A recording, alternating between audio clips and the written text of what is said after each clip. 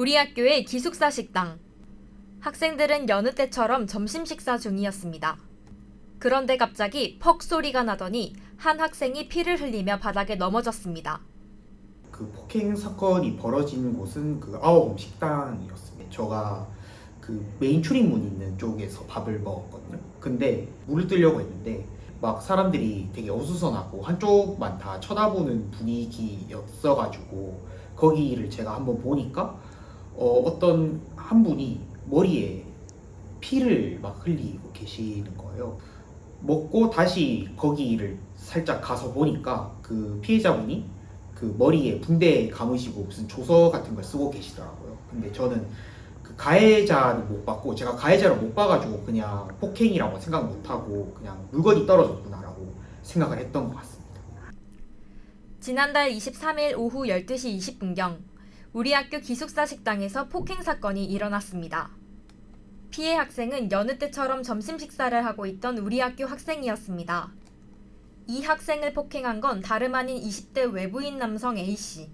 피해 학생과는 일면식도 없는 사이입니다. 경찰은 A씨가 피해 학생의 식판을 엎은 뒤 주먹으로 얼굴과 머리를 가격한 혐의를 받고 있다고 밝혔습니다.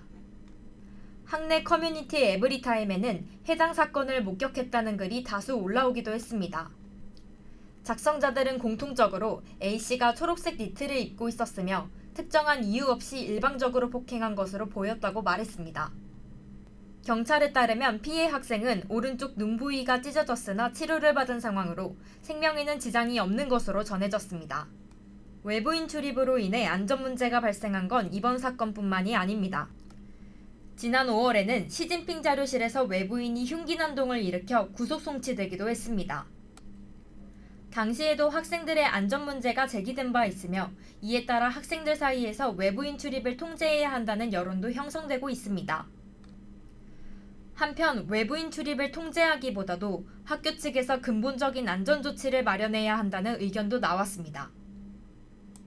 이게 제가 그 피해자분의 자리에 앉아 있으면 저한테도 벌어질 수 있었던 일이라고 생각을 하니까 뭔가 그 아워홈 식당 가가지고 밥을 먹기에는 좀 꺼려지는 면도 있고, 근데 이게 생각해보면 아워홈 뿐만 아니라 그 우리 학교 여러 곳에서 일어날 수 있는 일이고, 사실 저희 학교가 외부인의 출입을 막을 수 있는 수단이 없긴 하잖아요. 저희 학생들이 학교를 다니고 있는 시간에는. 계속 이런 사고들이 벌어지다 보면은 학생들이 좀 학교 다니기에 좀 불안해하고 불편해하지 않을까 싶어서 학교 쪽에서 좀 보안을 좀 더 강화해야 되는 대책을 마련해야 되지 않을까 하고 생각을 하고 있습니다.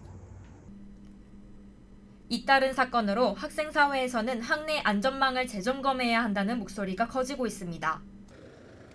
최근 우리 학교 관악 캠퍼스에서는 외부인 관련 사건이 잇따라 발생하고 있습니다. 특히 관악성과 인접한 우리 학교의 특성상 외부인의 출입을 완전히 차단하기는 어려운 상황입니다. 열린 캠퍼스의 장점을 유지하면서도 학생들의 안전이 위협받지 않도록 보다 실효성 있는 조치가 마련되어야 할 것으로 보입니다. SUB 뉴스 김다나입니다.